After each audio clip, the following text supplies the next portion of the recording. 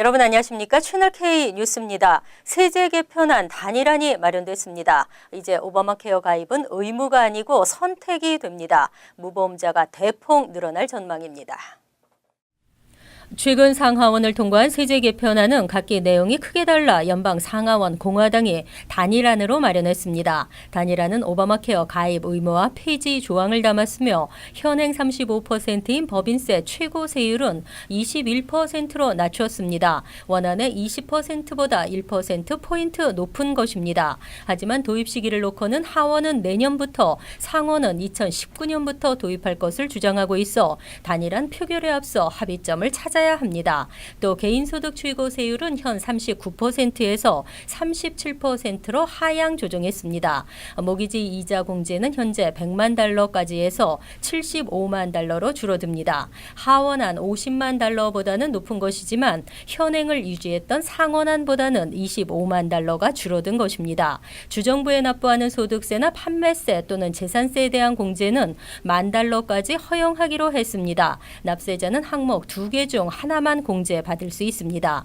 이번 주 단일안이 공개되면 상원은 이르면 19일 이 합의안을 본회의 표결에 붙여 크리스마스 전까지 처리한다는 계획입니다. 미치 매코넬 상원 원내대표는 저소득층부터 중산층까지 만족시킬 수 있는 법안이 될 것이라고 말했습니다. 하지만 오바마케어 가입 의무화 조항이 폐지되면 2027년까지 1,300만 명이 무보험자로 전락할 수 있어 우려되고 있습니다. 최근 잇따른 총기 난사범들이 가정폭력 전과가 있는 것으로 나타났습니다. 뉴욕주는 새해 첫 정책 과제로 가정폭력범에 대해 총기 소지를 금지하는 규정을 발표합니다. 구어모 주지사는 내년 1월 새해 시정 연설에서 경범죄에 해당하는 가정폭력 가해자에게도 총기 소지를 금지하는 법안을 발표할 예정입니다. 현행 가정폭력범 총기 소지 관련법에 따르면 중범죄 이상의 가정폭력 혐의자에 대해서만 총기를 압수할 수 있고 경범죄 가정폭력 사건의 경우 이 법의 적용 대상에서 제외돼 있습니다. 이제 이를 한층 강화해 모든 형태의 가정폭력이 법 적용 대상에 해당됩니다. 새 법안에 따르면 경범죄 가정폭력 혐의자를 포함한 모든 가정폭력범들의 소총과 샷건, 장거리총 등 모든 총기 소유권을 즉시 박탈하고 총기 소지 면허 역시 정지시킬 수 있습니다. 이는 최근 잇따라 발생하고 있는 성폭행 사건과 대규모 총기 난사 사건들이 계기가 됐습니다. 라스베이거스와 텍사스에서 벌어진 대규모 총기 난사 사건의 범인들은 과거 여성들을 폭행한 기록이 있는 것으로 나타났습니다. 쿠오모 주지사는 이번 해를 끝으로 이제 결단을 내려야 할 때라며 가정폭력과 총기를 이용한 폭력 사건의 연관성을 강조했습니다. 추방 위기에 놓였던 매분이 신청자들이 일단 추방은 면하게 됐습니다. 계약이 취소되는 2년 대기 기간이 3년으로 늘었습니다.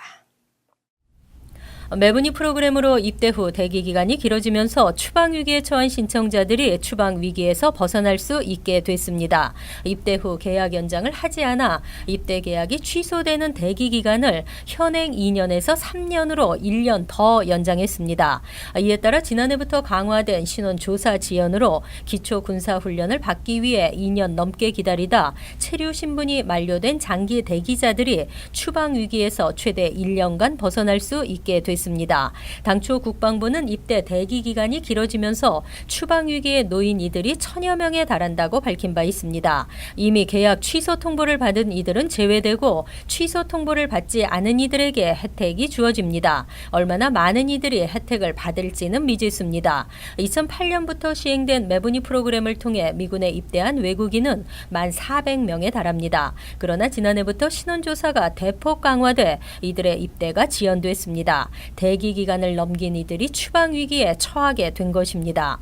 연방상원 민주당 딕 더빈 의원과 카말라 해리스 의원이 국방 수권 법안에 이 조항을 삽입했고 트럼프 대통령이 12일 서명함으로써 일단 1년간을 추방 위기에서 벗어날 수 있게 됐습니다.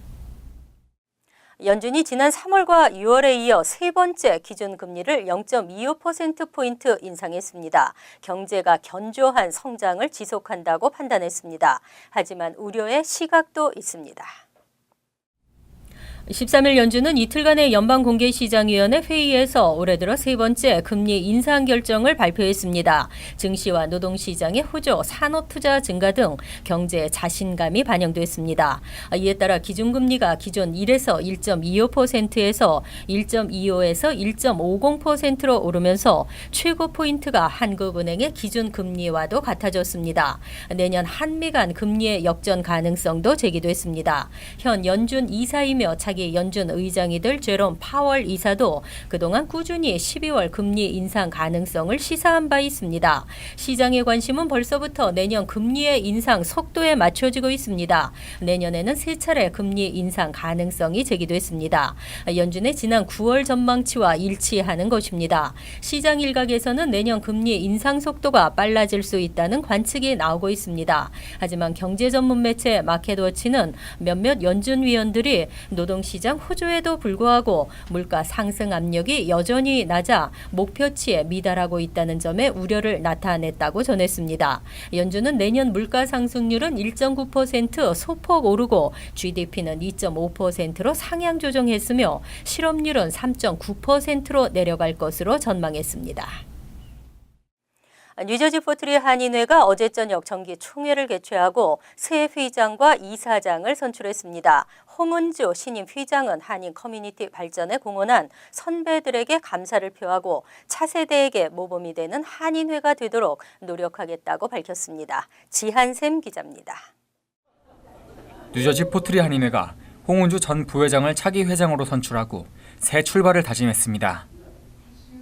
어제 포트리 더블트리 호텔에서 열린 정기 총회에서 회원들의 만장일치로 신임 회장에 선출되는 홍은주 회장은 오늘의 포트리 한인회가 있기까지 헌신해주신 분들에게 감사하며 후세들이 미국 사회와 조화를 이뤄 살아갈 수 있는 환경을 만들기 위해 노력하겠다고 말했습니다. 앞으로 저희 후세들이 한인 주류 사회와 잘 조화를 이루면서 더욱 좋은 환경에서 잘 성장해 나갈 수 있도록 노력하는 한인회 회장이 되도록 하겠습니다. 감사합니다. 또 신임 이사장에는 애슐리 육 이사를 선출했습니다. 애슐리 육 이사장은 그동안 이사로 한인회 발전을 위해 노력해왔습니다. 육 이사장은 한인회 이사진을 확대하고 포트리 한인 상권의 성장을 위해 노력하겠다고 밝혔습니다. 어제 행사에 참석한 뉴욕 한인회 김민선 회장은 포트리 한인회에 $1,000의 후원금을 전달하고 한인 사회를 위해 노력해줄 것을 당부했습니다. 채널K 뉴스 지한샘입니다.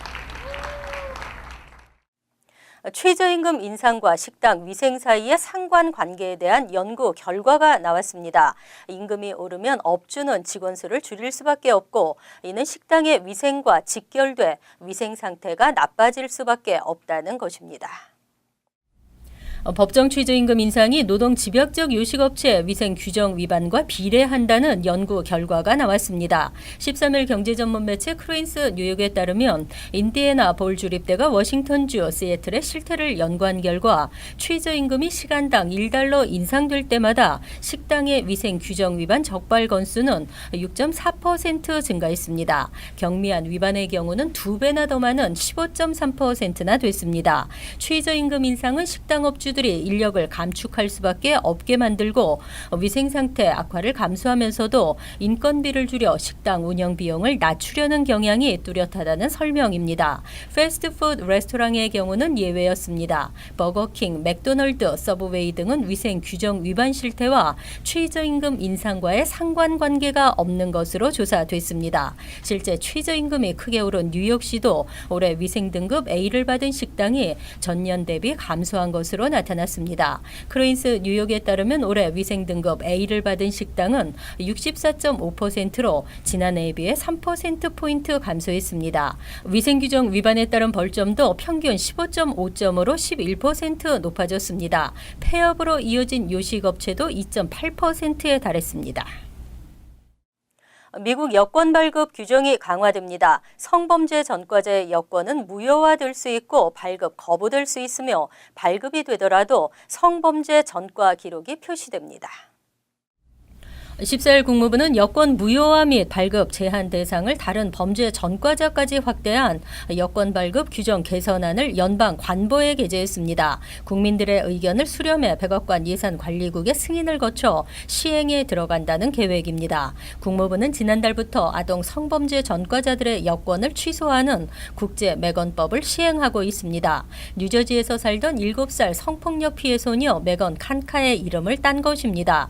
이번 조치는 성범죄 또는 불법 마약 거래 등 해외 관련 범죄 재발을 막기 위한 조치입니다. 개선안에 의하면 성범죄 전과자의 여권을 무효화하거나 발급을 거부할 수 있고 자녀 양육비를 체납한 경우 소셜 세큐리티 번호를 고의로 잘못 기입한 경우도 여권 발급이 제한됩니다. 환각성 물질 관리 위반 혐의로 징역 또는 집행유예 처벌을 받은 경우도 마찬가지입니다.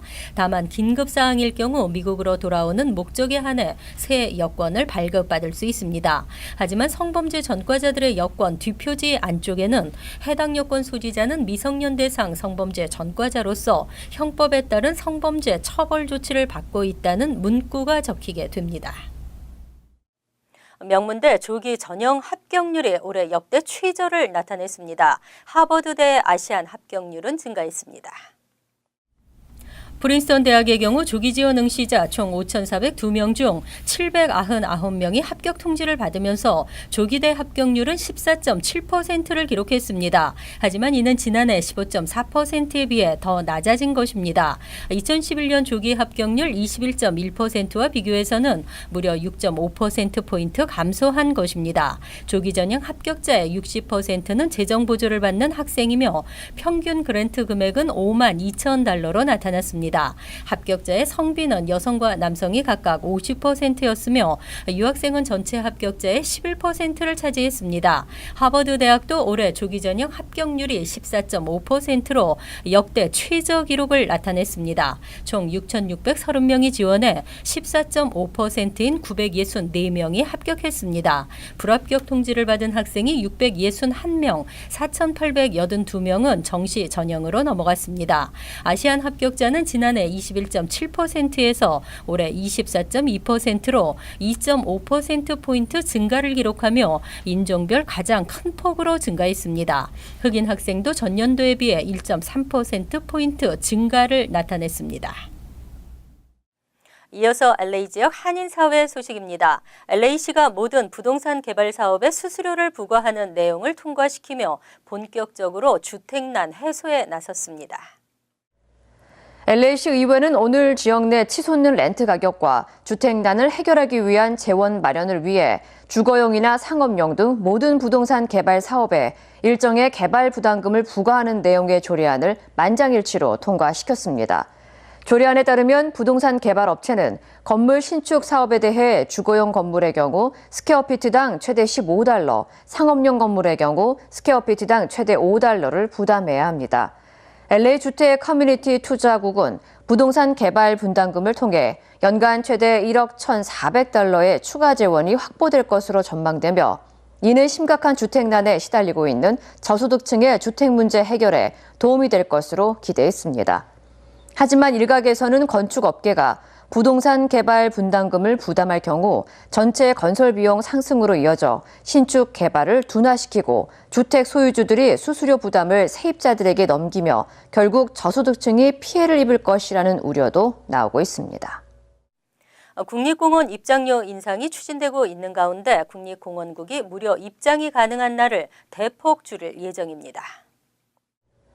국립공원국은 내년부터 요세미티와 옐로스톤, 그랜드 캐년 등 전국 국립공원 방문객들이 무료로 입장을 할 수 있는 날을 현재 10일에서 내셔널 국립공원 주간 첫날과 마틴 루터킹 데이, 내셔널 퍼블릭 랜드 데이와 베테랑 데이 등 총 4일로 축소한다고 밝혔습니다. 공원 당국은 이번 조치로 국립공원 기반 시설 설치와 유지 관리에 큰 도움을 줄 것으로 전망했습니다. 한편 일각에서는 이 같은 혜택이 없어질 경우 방문객들은 오히려 줄고 추가 수익도 타격을 입을 것이라는 우려의 목소리도 제기되고 있습니다. 간추린 소식입니다. 13일 ICE는 뉴욕시에서 11일과 12일 범법 이민자 단속을 펼쳐 중국계를 포함 4명을 체포했다고 밝혔습니다. ICE는 뉴욕 시경 등의 신병 확보를 요청했으나 뉴욕시는 불체자 보호도시 정책에 의해 법적 조치를 취한 뒤에 석방한 것입니다. ICE는 이들을 추적해 검거했으며 현재 이민구 취소에 수감했습니다. 이들은 이민법원에서 추방 재판을 받게 됩니다. 랑킴 뉴욕주 하원 의원은 최근 가상화폐 규제에 대한 법안을 추진하고 있습니다. 2008년 등장한 후 최근 투자 열풍을 일으키고 있는 비트코인은 해킹 등의 문제로 피해자도 급증하고 있습니다. 김 의원은 뉴욕은 세계 금융의 중심이지만 미래의 기술 발전을 따라가지 못한다면 뒤처지게 될 것이라며 소비자를 보호하고 가상화폐 회사들에 대한 규제를 줄이는 새로운 대안을 찾아야 한다고 말했습니다. 지난 8일 뉴욕행 스프린트 항공기 내에서 모유 수유에 조금 더 시간을 달라는 여성과 안전벨트를 빨리 착용하라는 직원의 요청이 있었고 이후 안전벨트를 착용했지만 갑자기 나타난 항공사 직원과 경찰은 이 여성의 온 가족을 기내에서 내쫓았습니다. 더구나 요청에 응하지 않으면 FBI를 부르겠다고 협박했습니다. 스프린트는 공식 성명을 통해 항공사 규정을 따르지 않은 데 대한 조치라고 해명했습니다. 12일 유나이티드 헬스 파운데이션이 발표한 보고서에서 뉴욕주는 미국 내에서 건강한 주 10위로 평가됐습니다. 평가 기준은 주민들의 신체적, 정신적, 사회적 복지 상태, 오염도, 질병 발생률 등이었습니다. 뉴욕 주민들은 비만율과 조기 사망률이 낮고 1차 진료기관 접근이 편리한 것으로 나타났습니다. 하지만 운동량은 부족한 것으로 나타났습니다. 전국 1위는 매사추세츠주로 나타났습니다. 환율과 증권 소식입니다.